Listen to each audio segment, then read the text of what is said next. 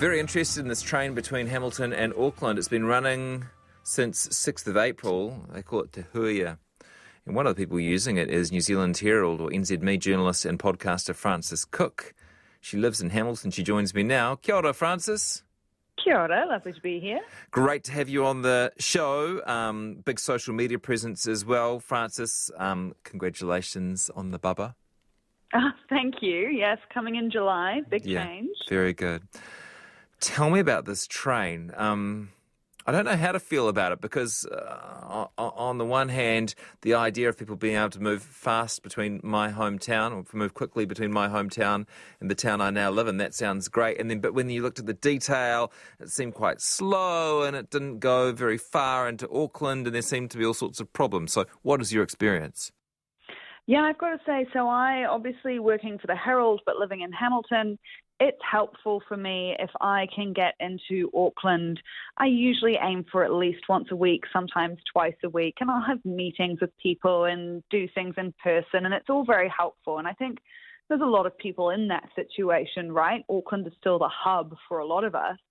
And I knew when I moved to Hamilton that there was talk of a rail line, and frankly, I have been hanging out for it ever since. So I was extremely excited when it first came in. So yeah, you wanted it to work.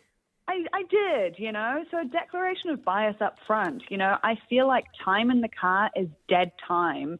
If you drive outside of rush hour, it's an hour and a half. But if you're trying to get into Auckland for a 9 o'clock meeting, because you never know what the traffic will do, because it's so unpredictable and you're having to take that southern motorway, it was often you would have to leave the house at 5 a.m. just to be sure that you'd be there on time for the meeting. It was insanity.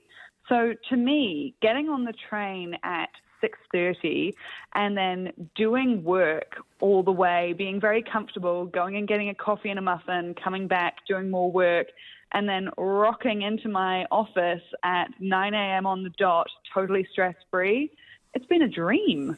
Tell me about the route. Oh, it's beautiful. So you're following the river for quite a bit of it, and then you've got farmland through the rest, as you can imagine, going through the Waikato and then through into South Auckland. So it's nice. It's very pretty. And as well, going into winter, some of the mornings that I've been on the train, I've just seen the rain lashing the windows. Mm-hmm. And I've been very happy not to be driving, especially, as you say, currently pregnant. I'm a little paranoid. Yeah. I just like sitting and watching the world roll by. So you roll into, is it Papakura? Yes. And from there, you join onto the normal Auckland network. So the one annoying thing is you have to have 2 cards. So you have your B card, which is how you pay for the Te Huia, and then you have your normal AT hop card. But you just keep them topped up online. You swipe on with one, you swipe on with the other. It's a fairly minor inconvenience. Is there much transaction time? In terms of the getting from one train to the next? Oh, yeah, I've found that you just walk straight from one onto the next. They put them right next to each other. Oh, that's fantastic. How much does it cost to get from Hamilton to Auckland? It depends on if you use the B card, because if you pay cash, it's obviously slightly more. But it's anywhere from the $30 to $40. And it's cheaper than parking for the day, never mind petrol. 30 to 40 to get to that station, Papakura, and then how much on the hop card? Oh, right. So that's the whole thing. Okay, wow. $40. So, all right. Yeah, it's pretty chill. How many other people are using it? It's been amazing because I saw the first couple of weeks, I didn't use it because I actually didn't have any meetings in Auckland. So I saw a lot of coverage about, it's not very used and this is going to be a disaster. And I thought, oh, that's not good. I don't want to lose this train. And then I got on it myself on week 3 and it was 80% full. By the time we hit, there's 3 stops. So you start at the south end of Hamilton, there's another at the north end of Hamilton, you stop in Huntly, and then from there straight on into Auckland. By the time we got to Huntly, you couldn't have got one of the seats with a table, and there was only a few seats sprinkled through the rest of the carriage where, you're sitting next to someone else. So I was really pleasantly, happily surprised with how much patronage it's picked up. And selfishly, I hope that continues, because then you get more services and you get more options of when you can travel it. Yeah, what's the plan for extension or enhancement from here? Well, I look at what happened in Puhinui, right? So Puhinui started very similarly when they had that train brought in, and it started at only peak times. It was only going the one way, and it was it was only a couple of services. And from there, they've increased and increased and increased as it's got more popular. So now it's every 15 minutes, all day, every day. And so I am hoping that the Te Huia will end up following that model, because certainly from the amount of people that are travelling on it already, I feel like we're going to need to tack on more carriages. There is talk of tacking on another carriage to allow more people. But there's only so much you can do that before you need more services. And I've had so many people, when I tweet about it or whatever and saying it's another full morning on the Te Huia, so many people have said to me, oh, they'd love to go down on the weekend, or they'd love to, at the moment it's very much you go in the morning from Hamilton and then back in the evening, Auckland to Hamilton. There's you can't go the other way. So I think a lot of people would like those options, and it's possible. Frances, pleased to hear the good news. Thank you very much for coming on with us today. Thanks for the chat. It's the expensive train trial that's totally off the rails, according to a new report. Less than a year since its launch, the Hamilton to Auckland train, Te Huia, is facing a damning review from the Waikato Chamber of Commerce. It claims the train's using an extravagant amount of government funding to keep running, with taxpayers subsidising every passenger to the tune of $282. Waikato Regional Council Chairman Russ Rimington joins us now. Kia ora, Russ. Kia ora, it's Russ. Do you reckon that $282 is per passenger is a good spend of our money? You can spend it as much as you like, and the poor old Chamber of Commerce, you've got to feel sorry for them. But no, we're getting 50 to 110 per week. We're dropped 35%, there's no question on that. Like the capital connection, that's Palmerston North to Wellington, have dropped 50%. They're saying that you're getting 30 customers in weekdays, 30 passengers, and your best numbers are at the weekend and around 146 at the weekend. So who's telling the truth about the numbers? Well, the numbers are, we've got the facts, not what they've spun. So the facts are 50 to 110, and we have it dropped, there's no question. But what they perhaps conveniently forget, we're in the middle of the worst pandemic since 1918. And that is certainly had a detrimental effect on what we'd hoped to get and what we planned to get. But this will be a great service. We get COVID-19 behind us. This will be a great success, and you won't be hearing from the Chamber of Commerce thereafter. Okay, so do you reckon the only reason it's not doing so well is simply because of COVID? Yeah, I'm not trying to sound smart, but you imagine sitting in a train, you've got to have a mask on. That's for the journey. It's mandatory. Same with buses, any public transport. So it doesn't matter how much kind of the price and the copies of what you offer. It's not going to be an absolute rip-roaring success. Just look at Queen Street, look at Newmarket, look at Victoria Street in Hamilton. You can fire a cannon down those streets at the present time. People simply are using travel as little as they possibly can, or public travel during these COVID-19 times. There's 2,000 people a day with Omicron, for heaven's sake. Yeah, but that's the thing, isn't it? We've learnt new ways of doing things, Russ, and even when COVID is over, the suggestion may be that people who might have used it for work, the weekday commuters, they've learnt other ways of doing it, Zoom and other things, and they simply will not use it. What do you say in response to that? Yeah, no, I totally reject that. Look at Google. They went through this line that people will be working from home. What they've proved is that actually people's social interaction is very important. That's why they've invested in Canary Wharf, that's in London, because people like to associate, the banter and so forth is important. So businesses will actually re-emerge after this terrible kind of pandemic. And the likes of Fonterra, the likes of the DHB, they're the figures that we worked on. That's the support we'll get, and it will come. Not a time to panic.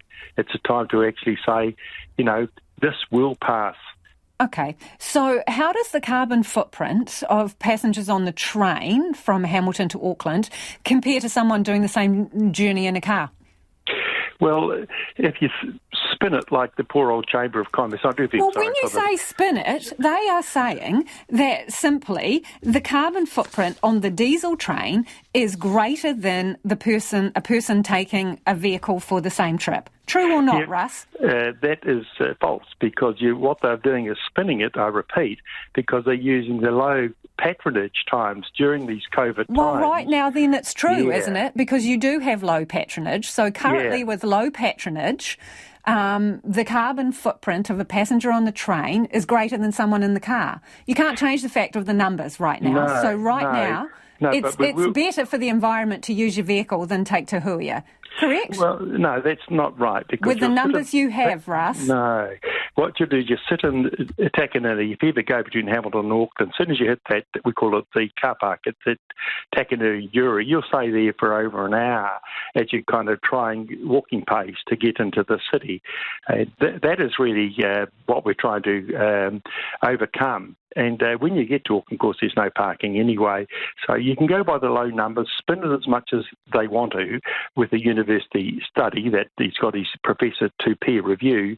But that won't stack up when you start getting what we plan to get, over 300. But we're talking about the here and now, Russ. We're talking about the here and now. So right now, you would accept that that is true. Your carbon footprint is greater on the train. Now, let's not brush over this.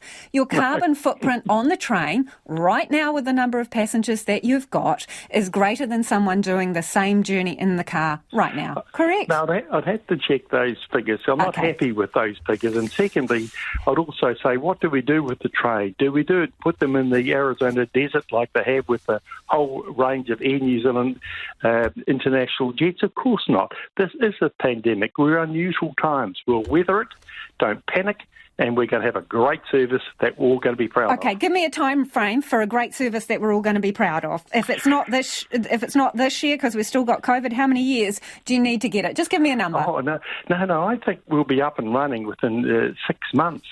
Hitting your 300 and something passengers a day within 6 months? Great, we'll talk to you then, Russ. No, let me explain, because you'll be able to get into the Auckland International Airport, and that's where they go from Puhinui, half hour, after the numbers for the old choo-choo train.